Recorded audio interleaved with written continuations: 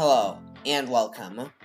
In today's video, we try to be a ranked elite phase with only using the 4 plots of land in Winter Park, or the 4 corners. Now, we have to farm as hard as we can to beat this. With these 4 corners, we cannot fit much of anything. We could only fit a maximum of 4 farms technically, but we have to use 1 square for defense, or else we lose lives. So realistically, we only could fit 3 farms. Also, the Paragon placements are very scuffed, because we do not have access to almost anything. So the Paragon's placements are just awful, because these spots are just suboptimal for Paragons. They're not in the center, so the Paragons, the phase would quickly dash away from the Paragons. We could bypass it with things like global range Paragons and yeah. Since the spots are stuck here, the only thing we could really do is just use global range towers, which is what we end up doing. By the way, I attempted this challenge because Raxzor inspired me to do it. Raxzor said it's impossible to do it, so I actually tried to do the impossible. Will I do it? Watch to find out. If you have any questions on farming, type it in the comments. I'll be happy to help you.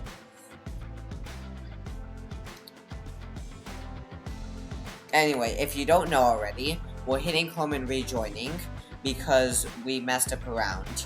If you hit home and rejoin, the round resets, which is why we do it.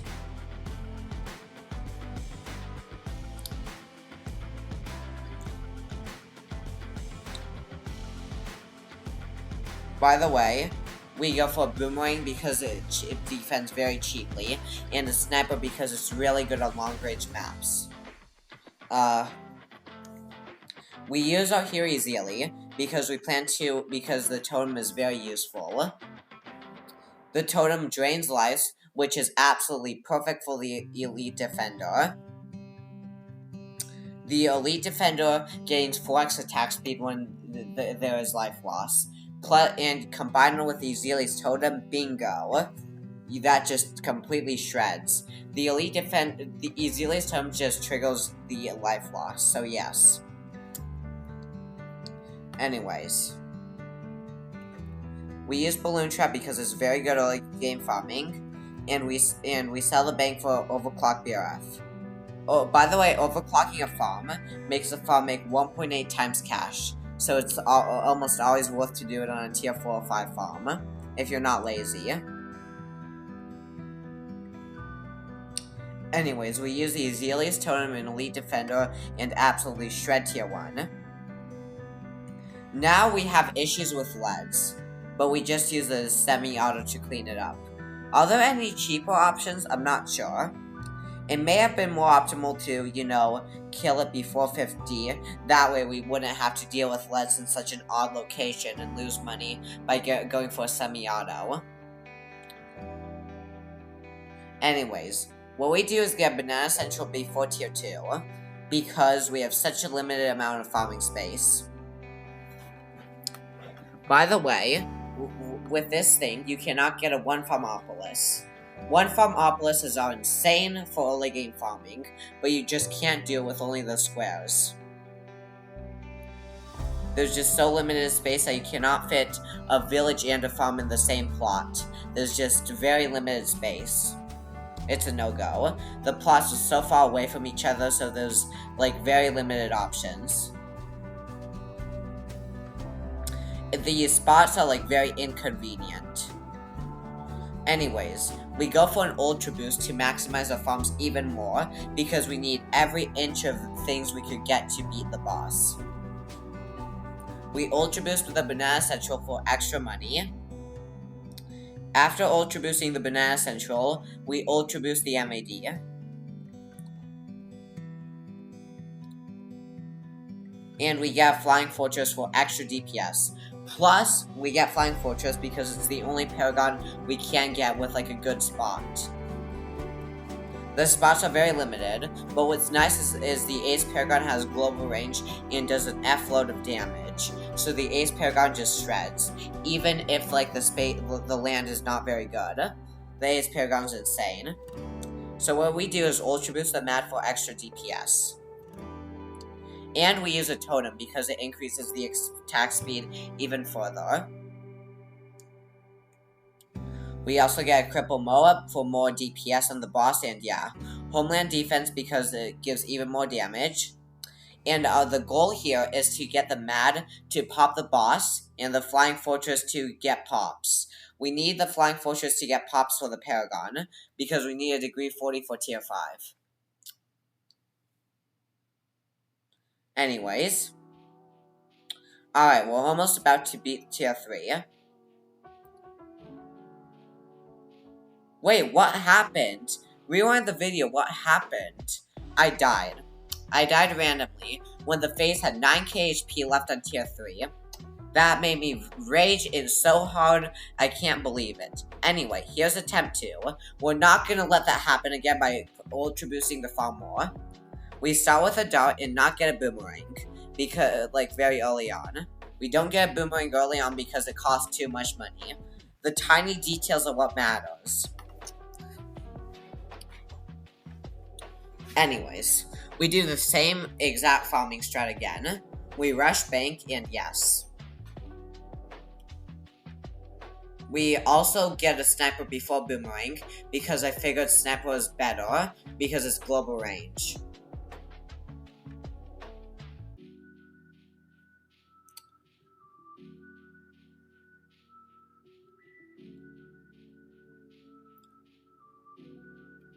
Anyways. We kind of do the exact same early game farming. We go for bank because it snowballs early game farming a lot. And yeah, banks are just more compact than marketplaces. If you want more help, ask in the comments below. I'm happy to help you. Now for 27. The goal is to leak as little lives as possible here, because we want Ezili to give, like, we want to have lives for Ezili's life loss. Anyways, maybe you didn't see it, because the video sped up a lot, but we retried from round 20 because I messed up something.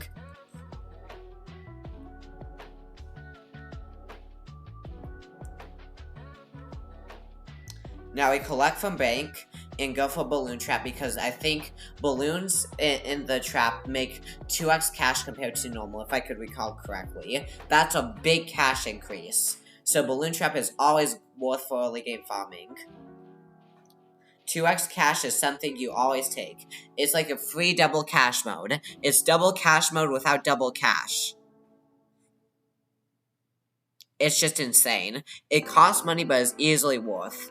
A common mistake I see is getting it too early, but you want it on round 34 because that's what's more optimal. Just trust me on that. Now we go for an overclock BRF. If you're wondering, Zero, why are you overclocking the BRF?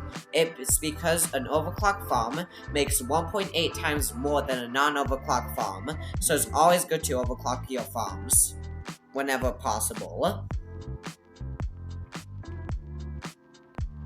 The goal here is to rush a Banana Central. We need it ASAP before tier 2 because we need good eco for this, considering the very limited space.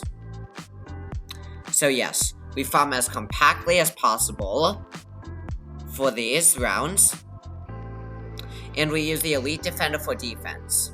Elite Defender plus Ezili shred tier 1, and we also capped it.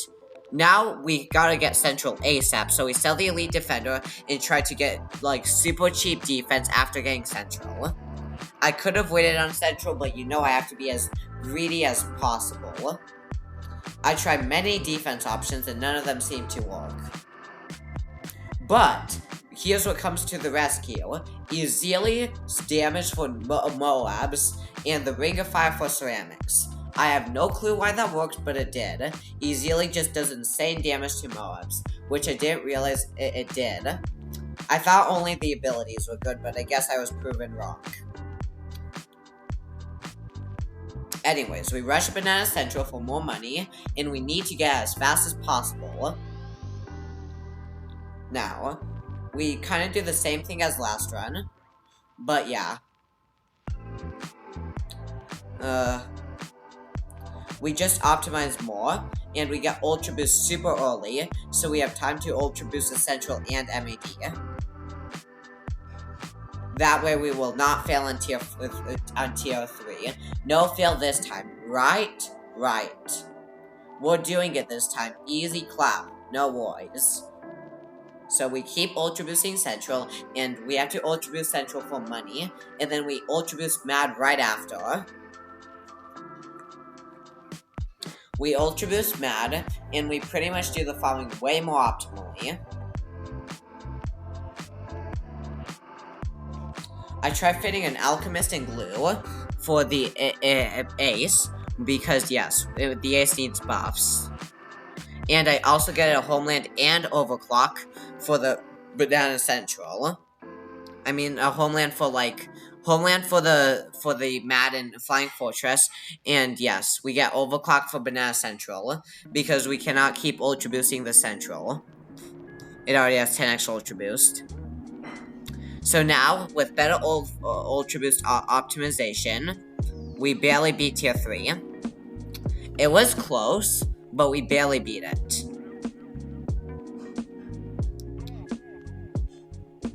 Now for tier 4. Tier 4 is when we need to get the Ace Paragon. I eyeballed it and rushed and yes. I eyeballed it and rushed Ace Paragon like... Yeah.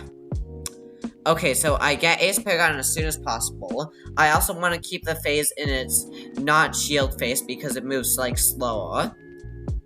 Now, I get the Ace Paragon on time, right? No, I didn't. I lose. It was so sad that I lost on tier 4. Here's another attempt of me doing the exact same thing.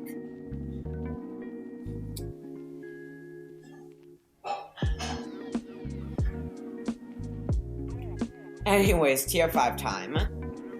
Now we actually are optimizing everything. We are determined not to fail this time.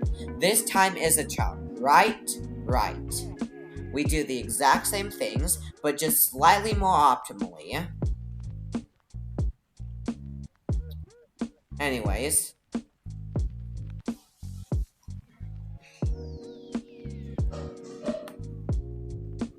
Not much to explain here. Just a little bit more optimal upgrade orders.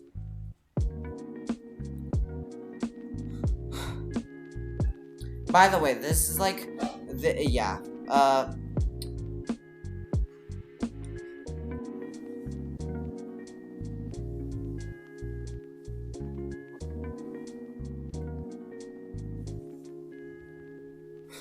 I accidentally, misplaced Ezealy, which was my mistake. Oopsies. But I get back on track, getting the balloon trap and stuff. This time, getting a marketplace before trap for a little bit more optimization.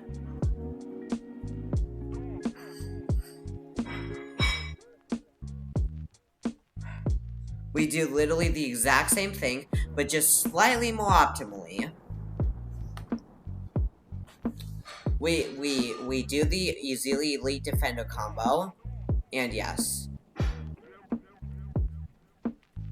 By the way, there's a strategy here. You could actually target the sniper on last because it increases attack speed, and you could put it on camera priority to target Phayze, which is a very neat trick that I used. Not sure if it was needed, but yeah.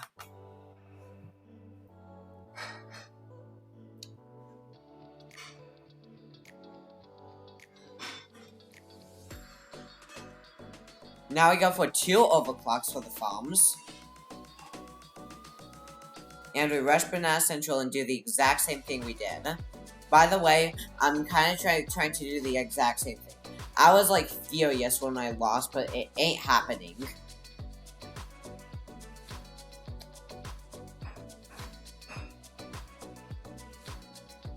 What's nice here is I actually properly place the Ace, so we don't lose money from buying and reselling Ace. So yes, even more money there. that was, like, not lost. Plus, we got pops from it, too. I apologize for the long pause, but yeah, that was my bad.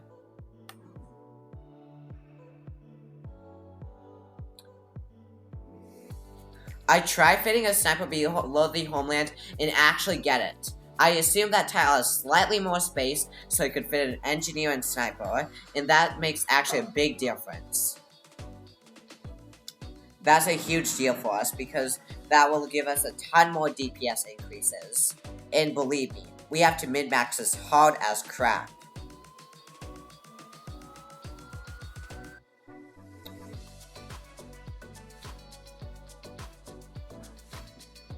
I don't know why I didn't use Totem here, because Totem would have been a massive help. I might have failed at this, but I also tried targeting the Mad only at the boss, but not at the balloons. That way the Flying Fortress gets the maximum amount of pops possible. For tier 4, I am just going to get Ace Paragon a little earlier, so I do not fail this time. Please tell me this is a successful run. So I get Ace Paragon on round 110, and yeah, we seem to be shredding so far. We're shredding better. Sorry for the pauses, I was just stressed here. And yay, we finally beat tier 4. We didn't overcome the thing that we overcome like twice in a row.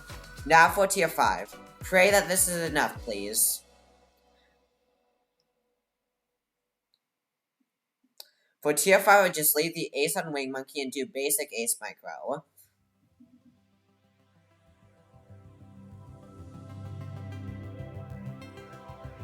I could have Ace Microed better, but yeah. I hit home because I messed up the bomb ability, and I used Absolute Zero. The Phayze's slow aura is absolutely brutal, so yeah. We use, to combat the Phayze's slow aura, we use the Absolute Zero Ice ability. That way the Ace Paragon has more time to attack the Zero MGs. And boom, we won. Alright, that's how I did it. That's how I beat Elite Phayze using only the squares. Okay, I hope you're having an excellent day and see you in the next one.